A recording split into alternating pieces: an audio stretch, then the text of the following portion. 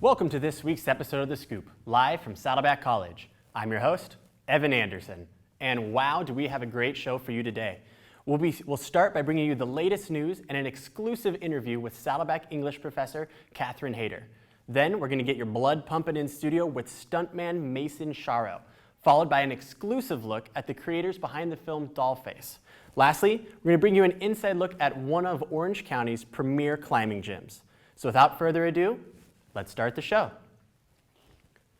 2016 is an election year, and it's shaping up to be an exciting race. Now, this week on the Scoops News, we're bringing you diverse viewpoints of our students and information about voter registration.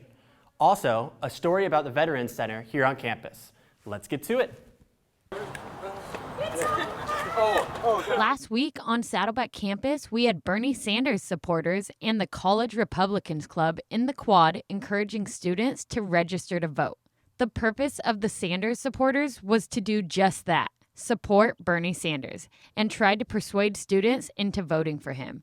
And to inform you that in order to vote in the primary elections, you have to register with a specific party. And if you're not planning on voting for Bernie or registering Democrat, then Saddleback's College Republicans Club was also on campus just across the way with the focus to promote political literacy on campus by getting students involved and informed about the other parties. At this time, they are not promoting a specific candidate until after the primaries are over with. They are in the quad usually every Tuesday and Thursday afternoon, giving students the opportunity to register to vote and discuss some politics. So if you want your voice to be heard, make sure you register and vote in this year's election.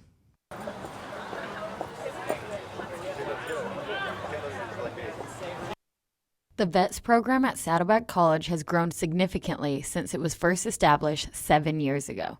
The goal of the VETS program is to ease the transition from military service to civilian life and help create opportunities for success on and off campus. It's open to all of the community. Our resource fairs, our Veterans Art Project that we partner with, any counseling therapy we offer, all of those services are offered to those veterans in our community, not just to our student veterans. So we try to get the word out there that we're the hub of veteran services in South Orange County. Terrence was brought in by President Todd Burnett in 2009 to build up the Veterans Center. Saddleback's Veterans Resource Center was the first of its kind in Orange County. Specifically have a high concentration of Marine and combat Marines here at our campus. We serve over 750 student veterans per semester. And the concept of the program is to ease the transition and make sure that there's opportunities for success after service to country. His background in counseling and grant writing gave him the tools he needed to create an effective resource for veterans. Just yesterday, I was able to help out a young man who couldn't pay for his nanny and so wasn't going to be coming to classes for a couple weeks. And because of the generosity of our donors to our foundation account, I was able to draft out the report to get him a check for $500 to pay his nanny so he could stay in classes. The two main focuses of the program are camaraderie building and counseling, both of which are central to the program's success.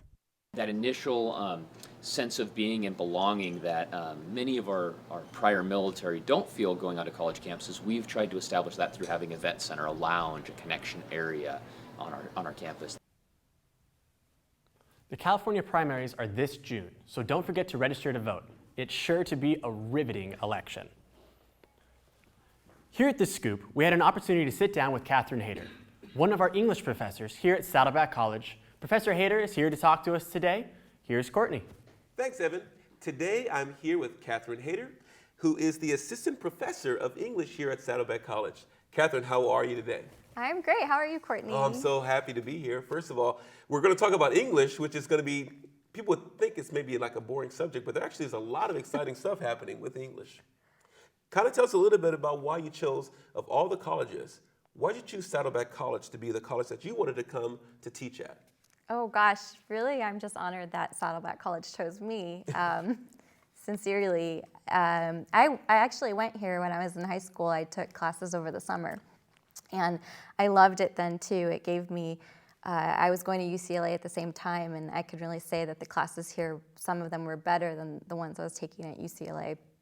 And also my mom came here when she was young. She was she was offered a scholarship to go to college, but she was too poor to go to college, so she had to go to work for her family. And she came here in her 60s and went to school. So Saddleback's democratic function, its open admissions policy, combined with the quality of its course offerings, is really a stellar campus. Wow, thanks. Now, why would you say that English is so important? I think English is important in a lot of ways. It's important, English literature is important because when you read about the experiences other people have gone through and some of the philosophies that have been generated from those experiences, you develop more empathy for people, and I think that's really important, especially in today's world. But English composition is important because people need to learn how to argue for what is important to them. And without those rhetorical skills, I think it's very difficult in politics and your personal life and in work. I think as we go out into the world, we realize we have needs and we need to learn how to communicate them effectively. So true. And so what exactly drew you to becoming an English teacher? I always loved reading and writing. I was the kid who'd stay up all night under my covers with a flashlight and just read the whole night. And I loved the experiences that I got to experience through the characters I read in novels and books. I loved Nancy Drew. I think at first I wanted students to feel that same love and to kind of get to experience that. I was so enriched by that. I wanted my students to be enriched too. I think now I think I love relating with my students. I love the classroom. I love how active my role is in the classroom. So speaking of students, what kind of strategies do you use when you're in class to help making the learning part fun for them? I definitely give my students an active role in the classroom. So they're always participating. I change assignments based on their interest. It's very dynamic. We do a lot of workshopping. I really give students practice in a safe environment to learn how to communicate their ideas and have them challenged. They're talking a lot with each other and with me in the classroom. And once they finish class with you and they move on to something as far as a career, what kind of careers can they have with an English background and major? Gosh, I think people really underestimate the English degree. You can do anything. You can go to, I know medical school is really wanting English majors who can also do well in their prerequisites for med school because they want doctors who are good at communicating, who also have that empathy that can be generated through literature and then communicated to their patients. But more conventional routes are teaching, communications, marketing, journalism. But really, law school is a big one. Really? Yeah, because your law school is very reading and writing heavy. So. Okay. Yeah. Oh, that's amazing. I know we're getting kind of close to the end here, and as far as the classes, what days do you normally teach? I teach usually Tuesdays, Thursdays in the mornings I teach, and sometimes I teach night classes too. Okay, fantastic. Yeah. Well, I want to say thank you so much for coming in today. It's been an awesome time and pleasure. I want to say thank you so much, and we're going to send it back to you, Evan. Thank you again. Thank you, Courtney, and a very special thank you to Catherine Hayter for sitting down with us. As always, it's a pleasure to be able to feature our professors on campus. English classes are here at Saddleback this summer, so remember to go to register today on your My Site page before all Professor Hayter's classes fill up. It's time now for a quick commercial break, but don't go away, because when we come back, we're going to introduce our next guest, Mason Sharo, stuntman, a career that my very own mother actually wanted me to pursue, so we'll have to pay extra attention. He'll be in studio with Andrea to give us a little demonstration on the heart-stopping, fast-paced stuntman life. So hold your seats, because the Scoop will be right back.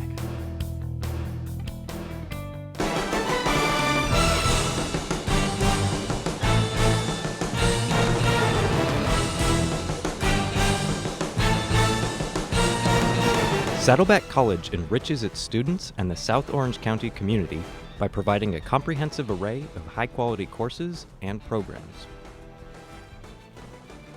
We foster student learning and success in the attainment of academic degrees and career technical certificates, transfer to four-year institutions, and improvement of basic skills.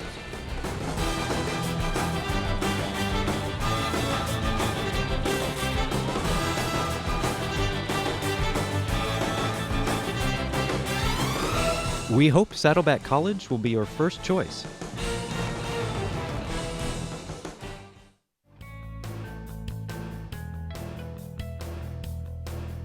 Welcome back to The Scoop. I'm your host, Andrea Moore, and today we're here with Mason Sharrow, professional stuntman. Hey Mason, how you doing? Good, nice to meet you. Nice to meet you. Thanks so much for coming. Appreciate it. Of course, so we are gonna do some stunts today, right? I'm gonna get to beat you up. We're gonna teach you some blocking today, some of the stuff they do in Hollywood to make some of the films look pretty cool. Awesome. Have you ever done any stunts before? Just with my siblings at home, but those are not so much stunts. Do you have any backgrounds with martial arts or dancing or anything like that? Vegas dancing, but that's Okay, that's close enough. Dancers are actually usually pretty good at choreo because a fight is exactly like a dance, pretty much like dancing with someone because it's all beats and rhythm. And if you can get that down perfect, it sells to the audience and makes them believe that the fight is real. That makes sense. All Okay, right. so where are we starting? All right, so what we're gonna do is, do you know what a right hook is? I do. Okay, so I'm gonna have you throw a right hook, and then after the right hook, so throw it once. You're gonna go hit me here, and if you can, aim down a little bit. Lower. Okay. Yeah, because if you do it too high, the camera's gonna see that. It's gonna miss. So right hook, boom, and then you're gonna step back over here and grab some power. Boom, right across, and then finish me with the knee right here. Boom. Now, what you need to remember is you need to use the top side of your thigh. Okay. So that way you don't actually hurt me because this is make-believe. Oh. Right. What if you made me angry that day? Just kidding. Well, then you might want to look to be in the UFC. It's up to you. It's up to you. Okay, so what we're going to do is we'll do it at 50%. We'll get the blocking down. Normally what we would do is we would rehearse this for weeks before a film so that right when we get on set, we can get on there and have the makeup and the costumes ready, get it done in as least amount of takes as possible. Because time is money. Definitely. So not to waste any more money. Okay. All right, what we're going to do is you'll throw your right hook, boom, left cross, boom, and then knee.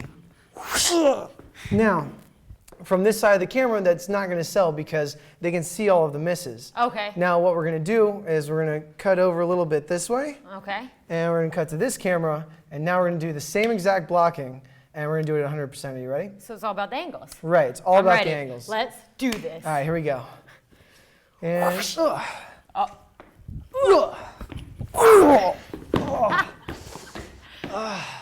you guys can cover my hospital bill, right? Yeah, right? Okay. Anyways, no. That's just a small bit of what we do. Okay. Other things stunt performers do in films besides fighting is fire burns, high falls, stunt driving, wire work. Pretty much every action movie you've seen or superhero movie you've seen in the last 10 years has really heavily focused on stunts. How many times do they ask you to get hit below the belt? Well, that seems to be a fan favorite. I think the ladies like that one the most. And every live stunt show I've been in since then has actually had some type of hit to the area. The area. Yeah, the area. We call it that. The danger zone. The danger zone. It is very dangerous. How's that work? People are actually going in that direction to you? They go in that direction, but the way that they sell it, and for instance, is if this is the camera right here, then we would want to actually face towards camera with the back because all that's going to sell this is your foot's going to come up. Going up. And you're actually going to hit right here on the inside of my thigh. Okay. And then what you're going to do is you're going to grab my shoulders. Okay. You're going to go like that. All when right. you kick, I'm going to sell it because I'm the stunt performer that's getting hit. It's my job to make the audience think that this hurts really bad. Okay. You just need to look like, So I'm Angelina right now. Exactly, you're Angelina. So if we're going to do that, we'd practice at 50%. Okay. You grab my shoulders. Grab your shoulders. Why are you doing this? And then you kick right up into here. And the best way to do it is keep your legs straight. Okay, I need to stretch today. All right. So if we're going to do it again, camera's ready? Ready? Ready. And we're going. We're good to go? All right. All right, so you grab me. No. Ah. And then I can two. Usually she's supposed to miss. anyways, no, it's pretty good. So that's a fan favorite. Yeah, no. It's fun to do though. That feels good. I should have stretched a little more today. Me too. No, it's really cool. Stunt shows, especially live action stunt shows. Okay. Our job is to sell the show to the audience. Well, because most of the stadiums are 180 degrees, we have to be able to come up with moves and blocking that sells to pretty much everything in front It's of a us. live audience, not something. Live audience is a lot harder because there's people over here that can see it miss. So Yeah. we really have to They're tie probably it down. real critical. Right, but in film, the camera can be right up in the shot where you need Yeah. it, and that way you can sort of cheat things a little bit more. Okay. Yeah. So what types of films have you worked on? I've worked on a couple of different films. I worked on Disney's Kickin' It XD, the TV Nice. show. Okay. I was a ninja for that. Very cool. Yeah, and then I also worked on Never Back Down. I did wakeboarding stunts for that as well. And then most recently, I've done some of my own passion projects here. And I also used to work at the Waterworld Stunt Show in Hollywood. Nice. Yeah. So a lot of jet skis. Yeah. That's fun. I mean, have you ever seen anyone that's angry riding a jet ski? Never. And if they were, they'd probably have some bad issues, right? Yeah, exactly. Just that resting angriness. And then, so how do you get into being a stuntman? Like, you just fall enough and. Yeah, you just keep falling, and people are like, "Hey, you're good at that." No, with stunts, it's one of those things where there's no specific path to get to it. Okay. Some people are professional extreme sports. Some people have martial arts backgrounds. Some are dancers, and lots of films nowadays have different needs. And basically, if you fit those needs, then you can possibly do stunts. If you watch Transformers, the last one that had come out, Okay. parkour and tricking was yeah. huge in that. And actually, one of my friends, Dan Mast, was Mark Wahlberg's stunt double for the movie. Wow. And he used to be a coach at Tempest. He also worked with me at Waterworld. And it's just one of those things where certain skill sets now are very important, especially tricking and parkour, because those are so big in the industry now. Definitely, you gotta expand with the times and what's going on. Well, and it used to everything. be stunts was just, the guys that knew how to shoot guns, drive cars, and ride horses and fight. Yeah, that's and now, as TV and film's progressing, so do the stunts. It's crazy. All the action now. That's Yeah, I mean, what everyone wants to see. they just signed, I believe, 7 films from Marvel Studios to Atlanta. Wow. And so there's going to be lots of superhero movies coming out that need lots of cool stunts. A lot of pow, fake hitting. Yeah, exactly. That's awesome. So what's your favorite thing about this industry? The fact that it's always something different. No matter what, even if the fight's the same exact fight blocking you just did, it's never going to be under the same circumstances, and it's never going to be in the same location. And one day I get lit on fire, and the next day I fall off a building. It's one of those things where it's always something new, and I think that's one of the most enjoyable parts about it. So I can light you on fire. Anybody got a lighter? Yeah. Just, no. Actually, no, there's a lot of prep that goes into those types of stunts, and those stunts specifically can be really dangerous. I don't know if you heard about Resident Evil. Yeah. But there's a stunt performer. She was a female riding a speed bike, and an electronic camera jib actually ended up running into her, and she got really, really injured. Wow. It wasn't her fault. It was a mechanical failure, but stunt performers put their lives on the line to entertain the audiences, and that's something that we don't necessarily get the best recognition for. Yeah, that's a bummer. Yeah. Well, hopefully in the future they'll realize how awesome you guys are, and we can't have these amazing movies without you. Yeah. But sadly, we are running out of time, and we got to get to a commercial break. But thanks so much for coming in, and the Scoop's going to take a break. We'll be right back.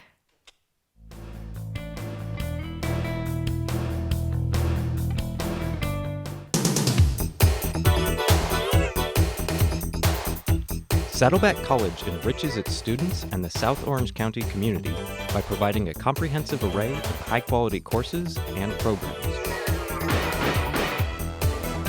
We foster student learning and success in the attainment of academic degrees and career technical certificates, transfer to four-year institutions, and improvement of basic skills.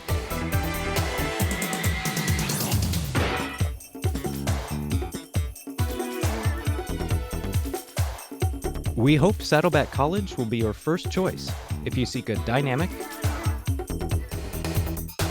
innovative, and student-centered post-secondary education.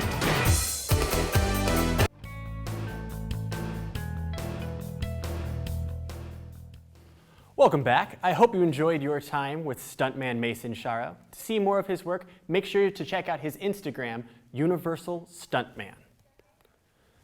Next up, we have our Showcase Spotlight, where we have an exclusive look at the film Dollface with director Sage Griffin. Enjoy.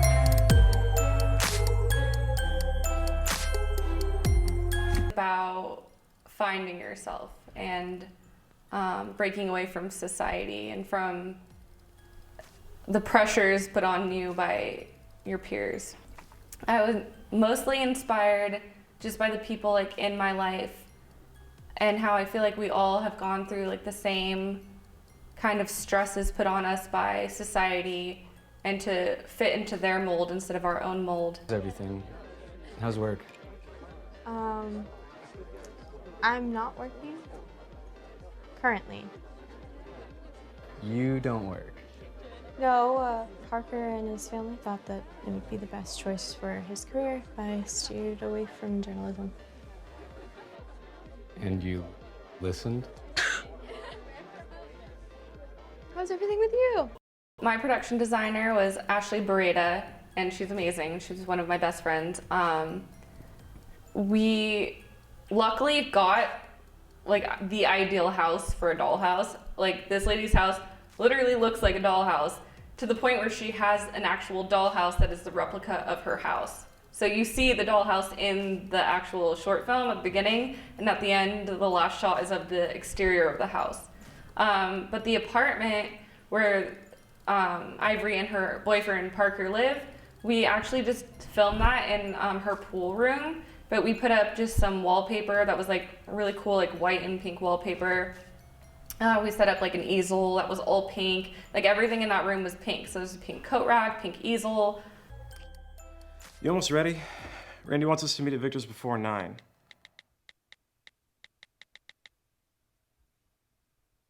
What's that? Painting. Do you like it? Sure, it's great. How much longer till you're ready? The guys are waiting.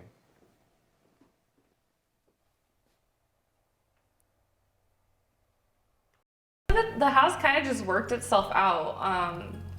All the furniture fit, everything looked like dollish, and the only thing we did to kind of soup it up was we bought like I think we bought like 10 boxes of just like tungsten light fixtures, like the big bulb kind, the cafe lights, and we just like put them in random places because it really made everything come to life. It looked like the bokeh was amazing, and it just like made everything look like really dynamic to have those practicals in the background. Come join us in April at the Newport Beach Film Festival and watch Dollface. Talk about talent. What a unique film. Dollface will be featured in a college showcase at the Newport Beach Film Festival this April. Be sure to check it out. Lucky for us, we were able to bring you the exclusive scoop before the film premieres. Lastly, we're going to take a look at a local climbing gym located nearby in Lake Forest. The unique sport of rock climbing motivates people to push themselves both mentally and physically. So, let's take a look. Aesthetic Climbing Gym is one of the top climbing gyms in southern Orange County. The gym is a great place for all climbers, whether they're experienced or not. One of the most unique aspects of Aesthetic Climbing Gym is the sense of community that the gym creates. The team and climbers at ACG make it easy for newcomers to come out of their shell and meet new people. Even though climbing is an individual sport, the gym provides a friendly atmosphere where climbers can trade tips, provide moral support, and make new friends. The positive vibes at Aesthetic Climbing Gym make it an awesome experience for both new and experienced climbers. Thanks to this community-oriented atmosphere, climbers can flourish with the help of a great support system. The most addicting aspect of rock climbing is the motivation and drive that the sport instills in individual climbers. Climbers find they become addicted to the sport as they continue to challenge themselves to send harder and harder routes and to improve with each visit to the gym. Aesthetic Climbing Gym is a perfect training ground for climbers to continue to push themselves to improve, giving them a great support system at their back and a unique set of boulder problems on the wall in front of them. Rock climbing is as much a mental challenge as well as a physical one, and the Senders at Aesthetic Climbing Gym are more than up to the task.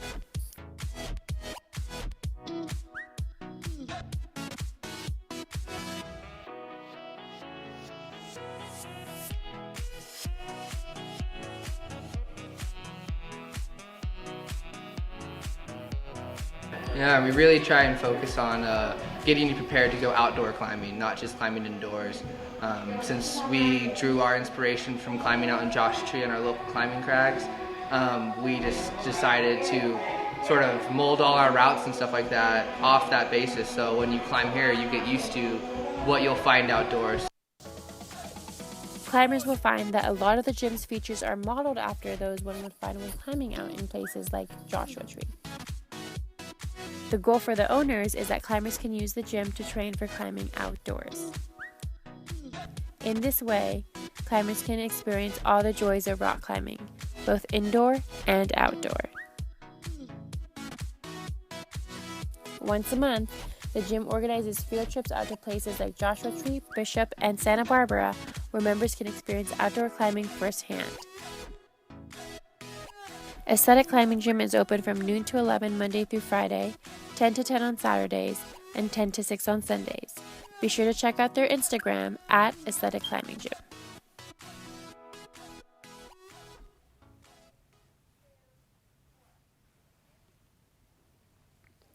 What a cool facility, located just a few minutes away. Be sure to check out Aesthetic Climbing Gym online at aestheticclimbinggym.com.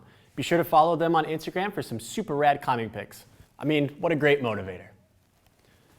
And with that, we've reached the end of our show. Let's hear it for Catherine Hayter for the scoop on the English department. A huge thank you to stuntman Mason Sharrow for joining us in studio. Congratulations to Sage Griffin for bringing up such a unique story to life in her film, Dollface. And finally, thank you for the crushers over at the Aesthetic Climbing Gym for letting us come in and bring you an exclusive feature on their gym. I'm your host, Evan Anderson. Be sure to tune in next week for another episode of The Scoop.